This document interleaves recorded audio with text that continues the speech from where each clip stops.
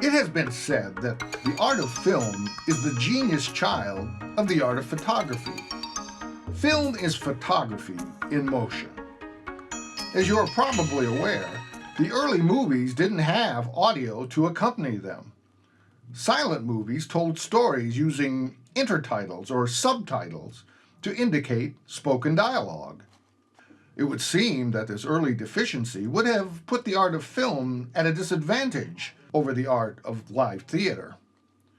In actuality, early cinema's inability to use sound allowed it to develop a unique visual language.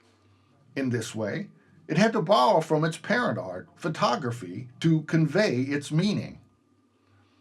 This condition has been embraced by other cultures more than in the United States. And we'll talk about that later when we talk about American cinema. To say that film is unique for its visual language is to say that it speaks with visual images rather than words. Even though we synchronize audio with film so that we can hear what the characters are saying, in film, what is being said is less important than what we are seeing. In live theater, what the characters are saying is very much the point. In film, what we see on the screen very often contradicts what's being said. In the art of film, we trust what the image is telling us more than what a character is saying. Narrative film is the art of using film to tell stories. How each culture tells its story is a part of the process of self-identification. We will learn in a later unit that American culture identifies with stories that are on the move and move from a cause-effect relationship. We like our stories to confirm rather than to challenge the beliefs that we hold. We prefer dynamic stories over ones that are static. This spills over into the visual language of our films.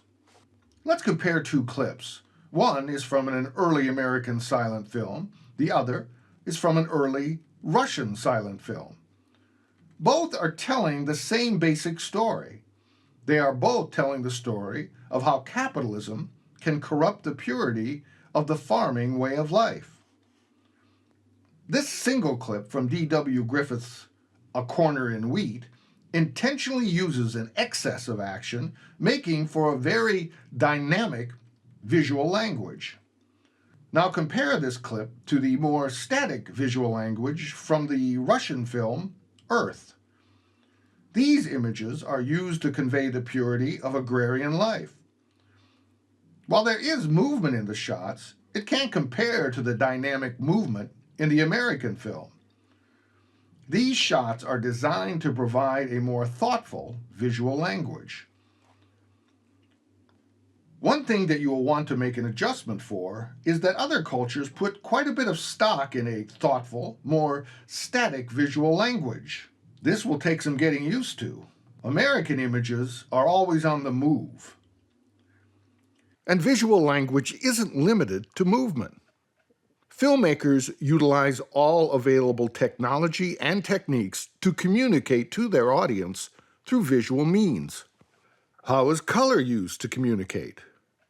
Through saturated colors, black and white photography, color grading?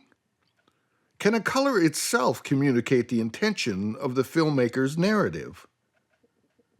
Renaissance artist Leonardo da Vinci pioneered the use of what is referred to as chiaroscuro, a technique that conveys meaning through light and shadow. A filmmaker may exploit light to create a flattened image, commenting on the nature of perception. This is done through what is referred to as high-key lighting. Low-key light, on the other hand, is utilized in film noir pictures that create a strong contrast between light and shadow in order to convey a moody atmosphere. A filmmaker can use visual language by means of composition. Are the elements within the four sides of the film frame well balanced, or are they intentionally asymmetrical? Do they create a sense of depth, or is there a conscious attempt to create a sense of flatness? How do filmmakers utilize focus? Do they attempt to create a deep focus, one that gives all the elements of an image equal focus?